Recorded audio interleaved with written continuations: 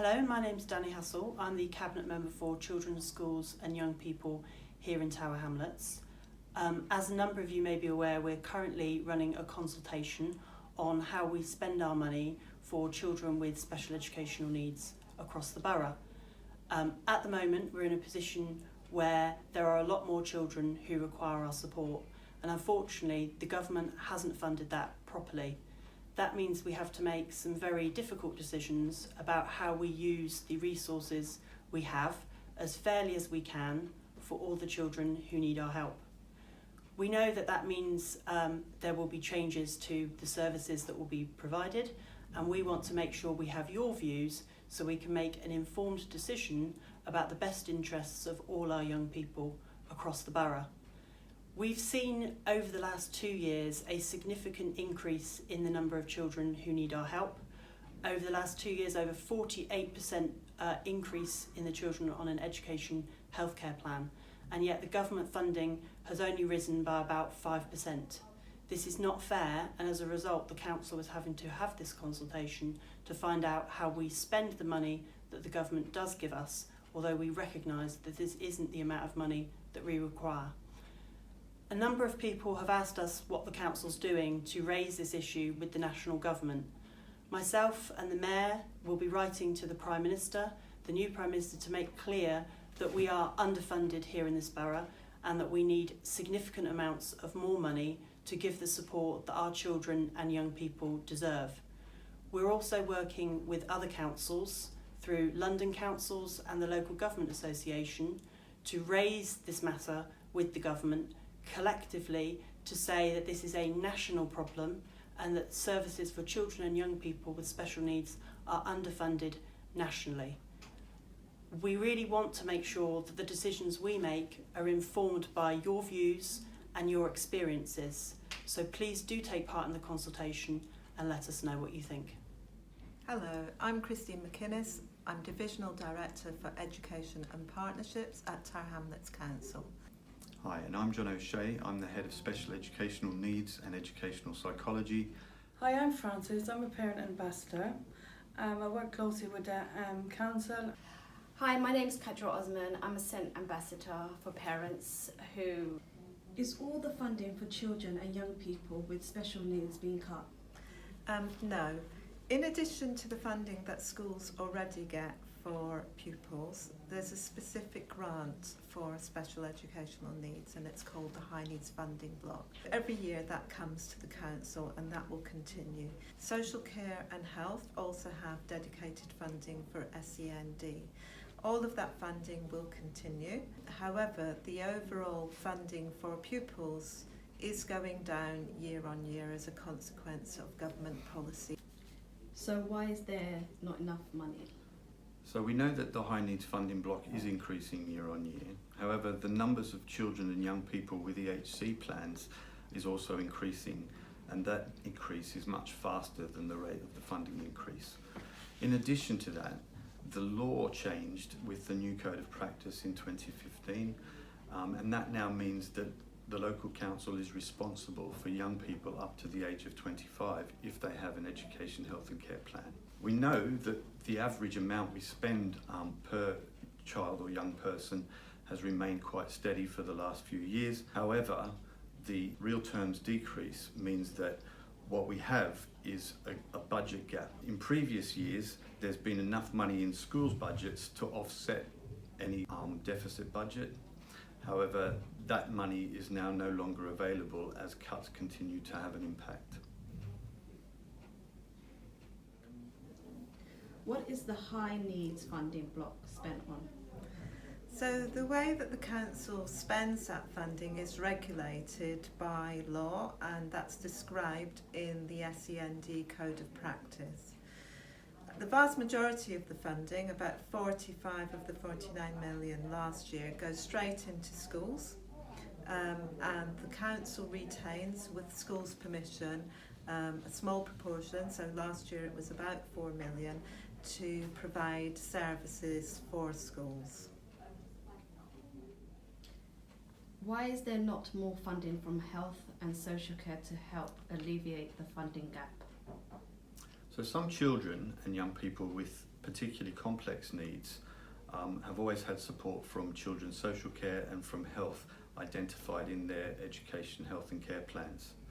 In the past, all or the majority of these costs have been paid through the high needs funding block. Children's social care and health are also under funding pressure, and we've been working with them to identify the way that the right contributions can be made from the right budgets. Contributions to costs have been agreed in principle from children's social care and from health, and we are working towards these being fully paid from the financial year 2020 to 2021. What changes is the council thinking about making? So the public consultation asks questions about 3 different things. The first set of questions is around the top-up funding to schools, and this is the SEND funding. And it asks about making a 2% cut, or a 5% cut, or a 7% cut. So if a 2% cut were made, that means out of every £100, £2 would be reduced. If it was a 5% cut, it would be £5 out of every 100. And if it was a 7% cut, it's £7 out of every 100.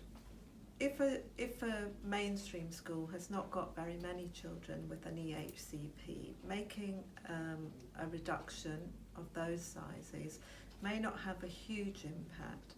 For a school that's got a lot of children with education, health and care plans, or for a special school, that even the smallest level of funding cut has potentially got the consequence of having to lose a post in the school. So the second set of questions is about differences in funding for different types of schools and for schools that are doing similar things. So for example, primary schools with the deaf unit attached, they don't get the same level of funding. The third set of questions are about the council services. So in one of the previous questions I said that head teachers have asked us to retain less money, and that means that we have to look at changing the services that we provide through that funding. So the questions on those services ask, should we just provide a statutory service? Should we provide a bit more than a statutory service? Or should we carry on as we are and look at identifying funding from other sources? To find funding from other sources, it means that we would have to make cuts elsewhere. So we can't guarantee that would happen. Parents want to know about the impact on their child. All the funding in the high needs funding block will continue going into schools and into the services that the council provides. The reductions to school SEM budgets, along with cuts to other schools' budgets, will impact on the activities, and it may result in a reduction in staffing in schools.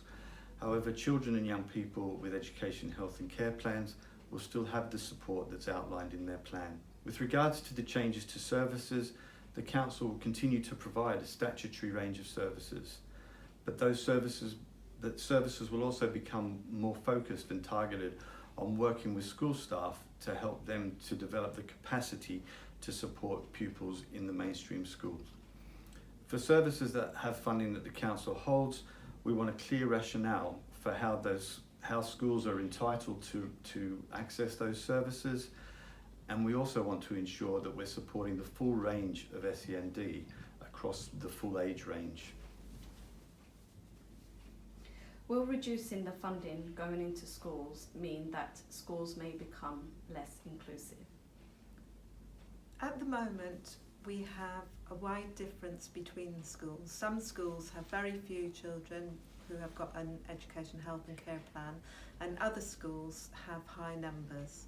We've been talking with head teachers about what we can do to help all schools become equally inclusive. What we would like to achieve is that there's a more even spread of children with EHCPs attending mainstream schools in Tower Hamlets. In order to do this, we are going to develop some guidance, so we are really clear about what our expectation is around mainstream schools and inclusion.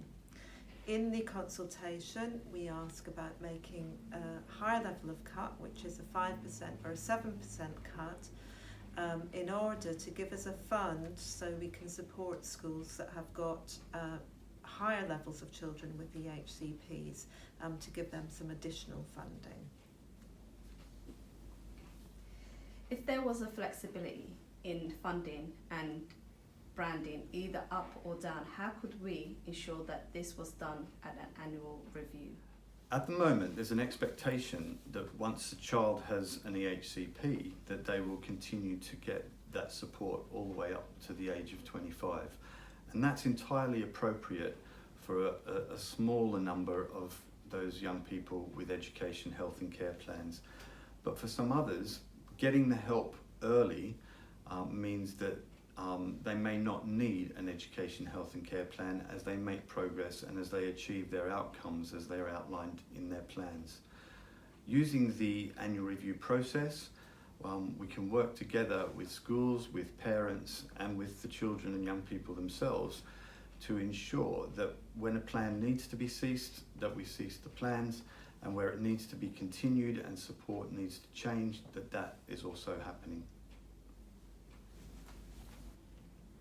Does the consultation make any difference? You're going to make the cuts anyway. The overall funding for SEND will continue to be spent, but it's really important that people respond to the consultation. At the moment, we have to take steps to reduce the overspend, but alongside that, we want to make changes to the way that we spend the money, and we're not able to do that at the moment. We think that investing more in early years, for example, having greater access for young children to have speech and language therapy, will make a bigger difference. We're not able to do that at the moment. The other area we want to invest more in is in post-16. We've made huge strides in post-16 in Tower Hamlets, so more than half of all the supported internships across London are now available in Tower Hamlets, and that means that young people that didn't have those opportunities are now being supported into employment. That's really, really important. Young people have told us this is a really important area for them, as have their parents. At the moment, we don't have the flexibility in the budget to invest what we need to in post-16. So the consultation is important. You may have views that we haven't thought of that we can take into account as we plan to make changes. So please do respond to it. How are parents and young people involved in decision making? In 2016, parents told us that they didn't know who in the council was responsible for SEND or who they could talk to. As a result, the divisional director and myself meet with parents twice a year and hear from them what the pressing issues are. Tower Hamlets has established structures in place for parents to make their views known through the Parent and Carer Council, through the various groups run by the Parent and Family Support Service, and the SEND Information and Advice Service. There are also parent and carer surveys and pupil surveys. More recently, the council has been training up parents and also young people to prepare them to represent views at a strategic level within the council. We're really proud to have SEND parent ambassadors. This was picked up in our recent Ofsted inspection as an example of good practice, and they think is unique in the country.